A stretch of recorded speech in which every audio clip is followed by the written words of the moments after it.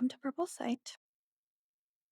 So, you may have seen I was talking about how last night I was thinking about white gardenias when I went to bed. White gardenias have been popping up in conversations in my life, they've been popping up in my meditations, in the world around me. So, they've been a symbol, a motif that's been coming up for me. But then I'm thinking about it in bed last night right before I fall asleep, and then I wake up to a black crow, very loud outside of my window, crowing at me, getting me to wake up, wakes me up. And it made me think, wow, what an interesting contrast, the white and the black crow. So I was talking about the balance in your transformative process, the rest, the healing, the stillness versus the call to action. So I wanted to think about just some questions and some journaling prompts that could really dig up this crow symbol for us and make us think about the crow because I love the crow and what the crow represents and what it could represent for us moving forward and thinking about who we really want to embody in our lives because I think the crow is such an interesting creature. The crow is often hated on. The crow is seen as evil, but really, the crow is a creative presence, an intuitive presence. It protects you, it makes you see what you're not seeing already. So, the crow is going to help us.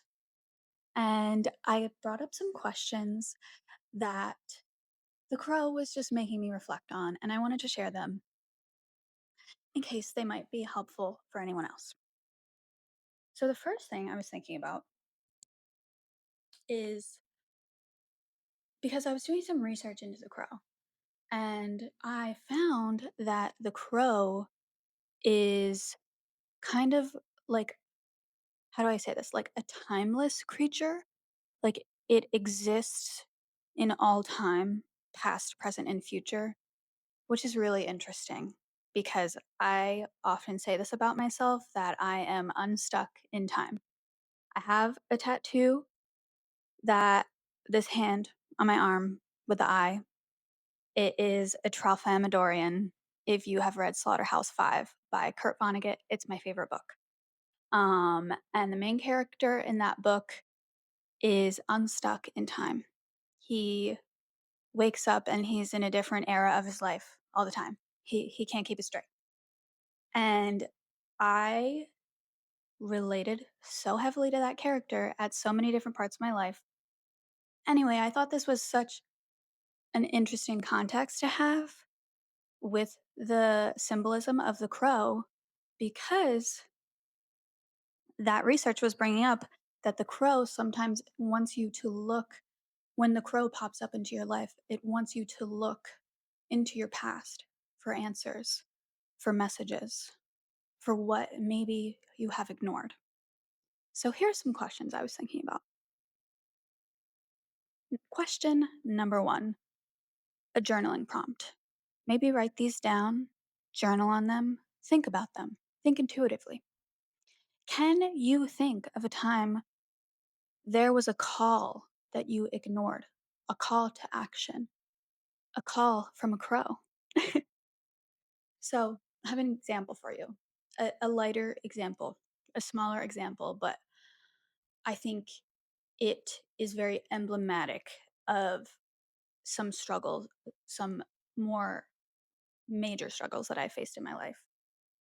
So when I was going back to school, I really wanted to finish my college degree very quickly and I wanted to do the speediest track, the speediest major that I could get with the credits I already had because I just knew I was behind.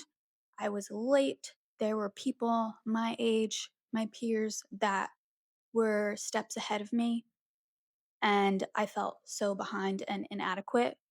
So I just I wanted to catch up as fast as I could, and I was ignoring, like, what I really wanted, or, like, ignoring maybe taking the time to really find myself.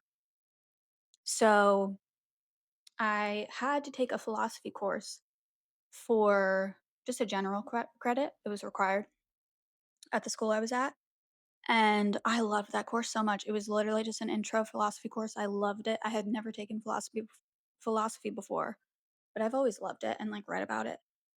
And my philosophy professor said, she told me after I did, like, my philosophy final project, she said, "Have you ever thought about majoring in philosophy?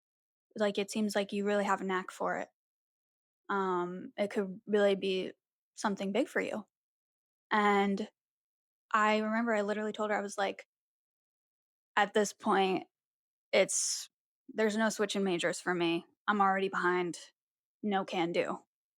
I didn't even consider it, even though I loved philosophy so much. And that is something that I didn't even really think about at the time, but it always pops up in my head.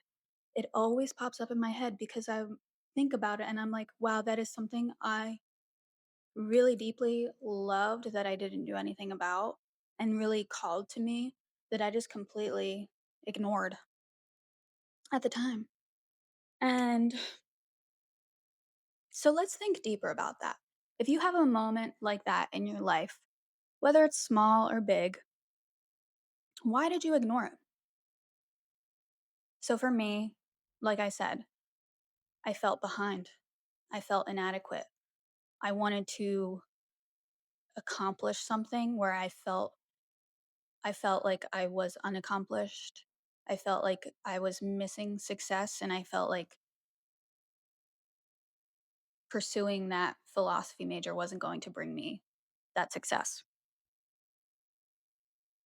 So think about that. Why did you ignore that call?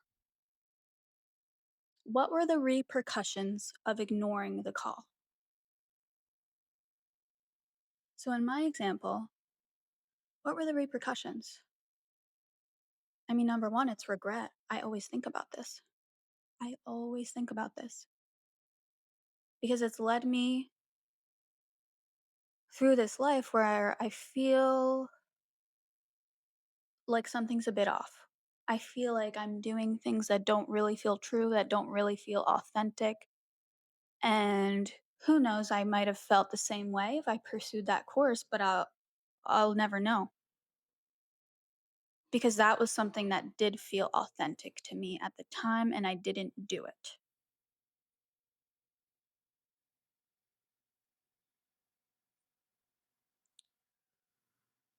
So next I want to think about, how can you ease that regret today? How can you answer that call today? That call from the past that you ignored, how can you reverse it? How can you reverse the regret and answer the call today? Because I think every time you are called to something, it's really the same call. Like, whether I'm called to make this weird video about crow imagery, or I'm called to take another class in philosophy, it's all the same thing. So, like, follow ourselves. Like, we can always answer that call. It's never too late. I don't wanna, like, lean on cliches, but it's never too late to answer the call. It just manifests in different ways. So just because you, like,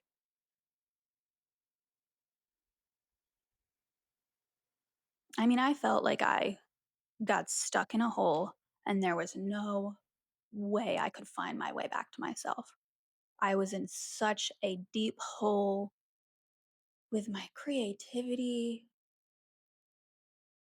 my success, my path that I chose. I was like, I just felt so lost. I didn't know what I was doing. But now I'm making this weird video. I don't really know why. I don't really know what it is yet, but I'm doing it because it feels good. It's just making me happy right now, and that's something. So, what can you do right now to answer the crow?